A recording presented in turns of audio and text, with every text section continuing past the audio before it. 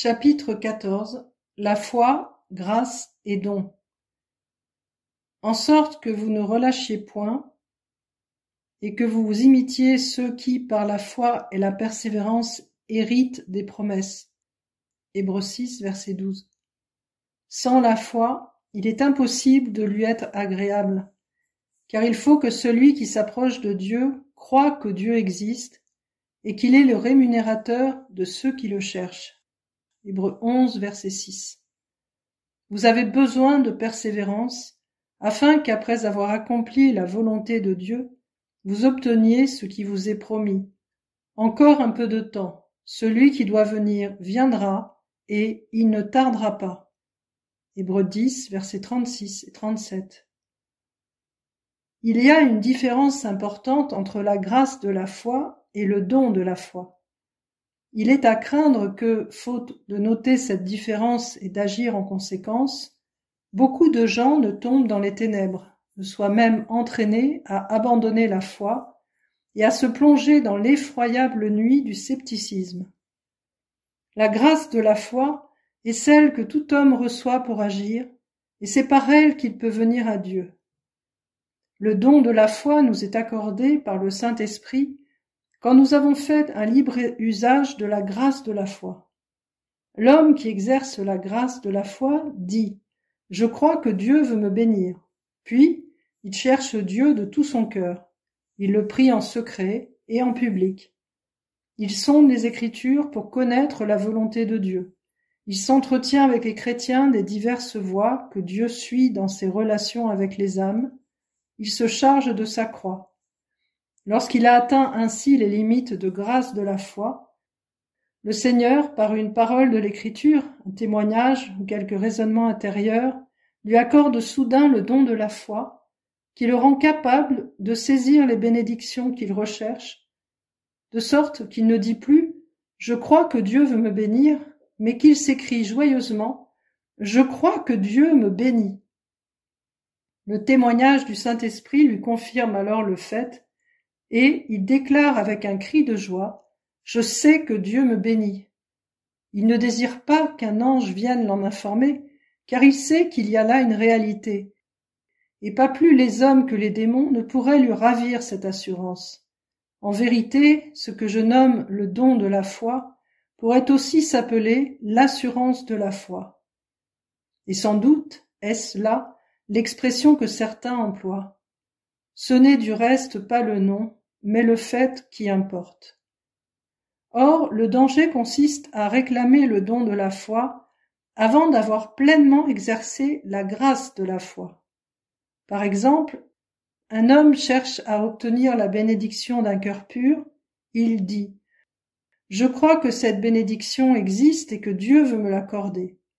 Agissant donc en conséquence, il devra aussitôt chercher à l'obtenir de Dieu et, s'il persévère, il la trouvera certainement. Mais si quelqu'un survient pour l'engager à la demander avant de s'être, par la grâce de la foi, frayer le chemin au travers des difficultés et des doutes qui s'élèvent devant lui, et avant que Dieu lui ait accordé le don de la foi, il ira probablement à la dérive pendant quelques jours ou quelques semaines, puis rétrogradera et en viendra probablement à la conclusion que la bénédiction d'un cœur pur n'existe pas. Il aurait fallu qu'il fût prévenu, instruit, exhorté, encouragé à chercher jusqu'à ce qu'il ait obtenu cette assurance. Supposons encore qu'il soit malade et dise « Dieu a souvent guéri des malades et je crois qu'il veut me guérir ».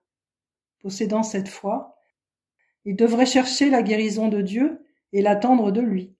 Mais si quelqu'un lui persuade de demander la guérison avant de s'être, par la foi, frayé un chemin au travers des difficultés qui se dressent devant lui, et avant que Dieu lui ait accordé le don de la foi par lequel il peut obtenir la guérison, il sortira peut-être de son lit pour quelque temps, mais bientôt il s'apercevra qu'il n'est pas guéri, se découragera, ira peut-être jusqu'à traiter Dieu de menteur ou à déclarer qu'il n'y a pas de Dieu, et perdra à jamais la foi.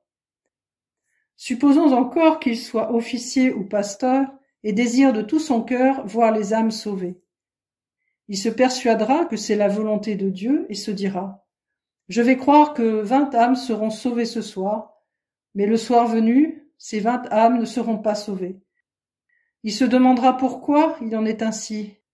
Le diable le tentera. Il tombera dans le doute et probablement finira par le scepticisme. Que s'est-il passé?